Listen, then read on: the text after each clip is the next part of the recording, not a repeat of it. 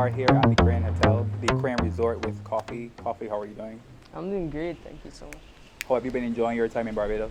Excellently. It is my third time, as most people don't know, because the first two times were low key, but I'm enjoying it. How are you feeling ahead of the Hennessy Artistry show? Excited for different reasons, especially because it's the last show for myself and my team for the year. So we close out the year with a bang. Yeah, looking forward to that. All right. So because this is the first time that we are meeting each other, Barbadians are going to want to know a lot more about you. True. So okay. starting with the name Coffee, Yeah. where did that come from? This was a high school nickname actually. Actually, I was speaking about it earlier. So there were two Mikaylas in my class. My name is Mikayla Simpson, and my nickname ended up becoming Coffee because my class saw me drinking a cup of coffee like on a very hot day. So it just stuck since then, With that being said, was it the case that they knew or you knew that you would have become like a full-blown artist while still at school? No, I would not have thought that. But I did fall in love with the guitar when I was about 14, like in third form, ninth grade. And I just had, started learning how to write my own lyrics, finding out what my inspirations were. And then it just worked out, I never planned it, to be honest with you, like long term, Yeah. Where do you get your inspiration when you are writing? So artists like Protege, Chronix, Sizzler, which most of us know when it comes to like reggae music, so a lot of the popular ones. And I started going a little bit more underground. There's like Lila Ike, there's Savannah, there's Rumkus, Royal Blue, and there's a world of other artists, As a young artist, you've found a way to include or mesh political issues into many of your songs, a lot of the popular ones. Why do you think that particular approach has been important to you thus far? I think the way I grew up, it made me aware of like certain realities, and like I wasn't too far removed from injustice. You know what I'm saying? Like I experienced it for myself to an extent, and I saw some of my peers experience it too. So it felt to me like, very necessary to speak on those things since I have a platform and people are actually listening. And some people might say that those topics aren't sexy or they might not sell as much. True, Do true. you ever find the urge to want to conform to perhaps another style or singing about something else? I feel like I have different styles. Like I write what's on my mind and how I'm feeling. I write about how I'm feeling, but there's a difference between making a song that's politically motivated in a sense, or like your political beliefs kind of are reflected on the song, and then there's a difference between making like a toast or like a pull-up or like a lockdown. So I feel like I have different styles and approaches, and I try to be true to each song, like in every way I can. I think I read or I watched an interview with you where you, after you won the Grammy, you said you hope or you're trying not to allow that to, to be the sole focus of your career or affect the projects that you write or put out going forward. Have you been able to, reach that goal? Like find that balance. I think that I have so far. One of my biggest reasons for not wanting to become too influenced by that is because I want my music to be pure and my intention to be pure when I'm creating my art.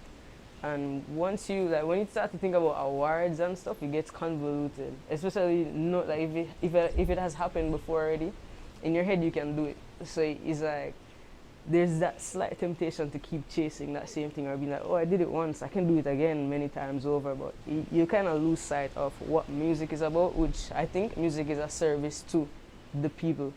So it's about what you can say that will help their frame of mind or state of mind, as opposed to chasing an award. And I do feel like I have successfully balanced that so far. Right. Yeah. And with that being said, how would you say you're managing not just a Grammy win, but your overall success, especially at such a young age? Definitely by taking some time alone. Like I know that you guys have noticed, or some of you who have been following me from before, like I've been on like a little hiatus, and I think that it's necessary to step back sometimes when you need to and focus on your stability and your mental health. So I've been doing that a lot, and I think it's helped to keep me like focused on what I need to be doing. How have you been managing your mental health? Now that you mentioned it, what does that entail? Like stepping back, what? spending time with family has been a key part, and I would honestly say that being around the right people helps vastly. You know, like other than just keeping yourself active, still working on your art, trying to be inspired by other people's music and just other people's art. Like the people around you on a daily basis affect your mental space. So that's what I would say is the most important thing. And then going back to your success, do you remember what was the first thing you bought with your first big check or first big deposit? Anything you splurged on that that you perhaps wanted to all along? I'm not gonna lie. If my mom heard that, she'd be giving me the side eye. So my first big check, I move out. See the side eye here? Yeah.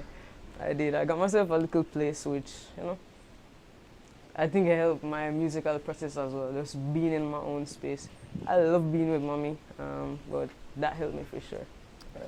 Do you write for other artists as well, or maybe do you plan to write for other artists? A little bit. I have before. Not too much. Mostly I'm just my own artist, but I'm not opposed to it. Like if somebody wants me to write for them, I'm down. Again, another interview that I saw, I think it was before COVID.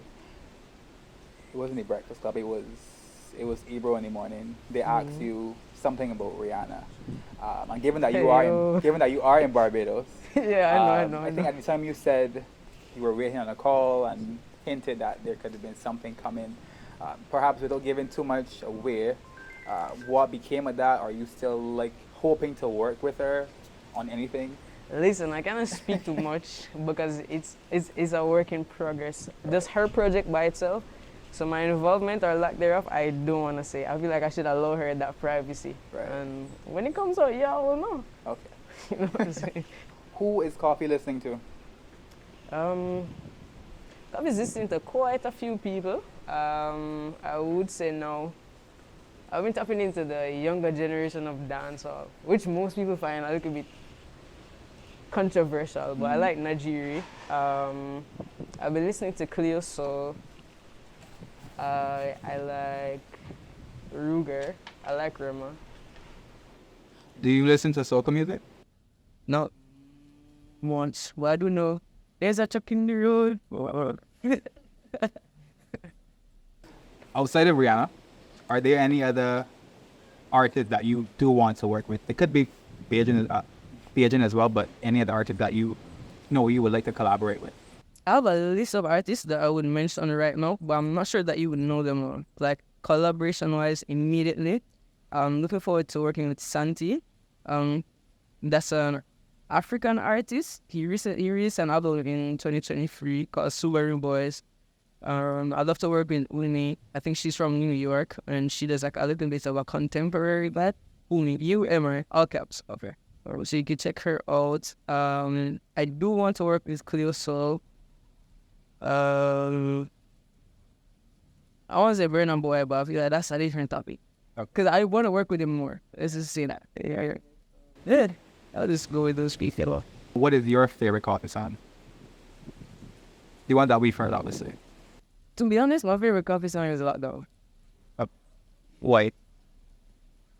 The way it was made.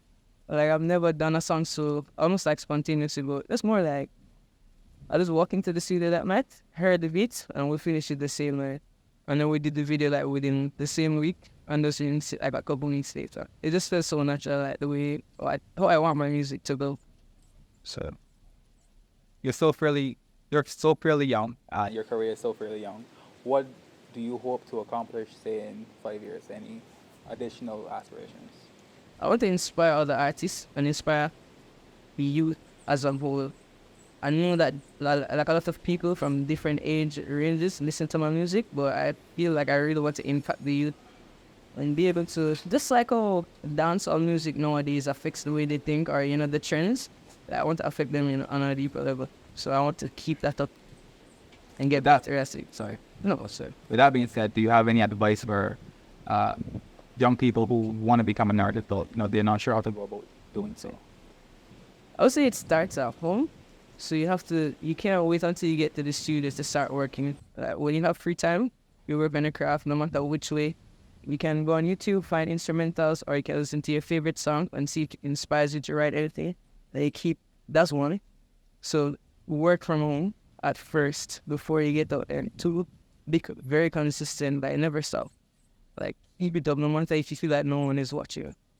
Three, the right connections are they're necessary ultimately. But you can't spend your whole career chasing the right connections. But it's important that you find one at some point. Don't chase it, but take your time and find it. I'm looking forward to the show. I hope everyone is doing well, and I hope you enjoy the show when it happens.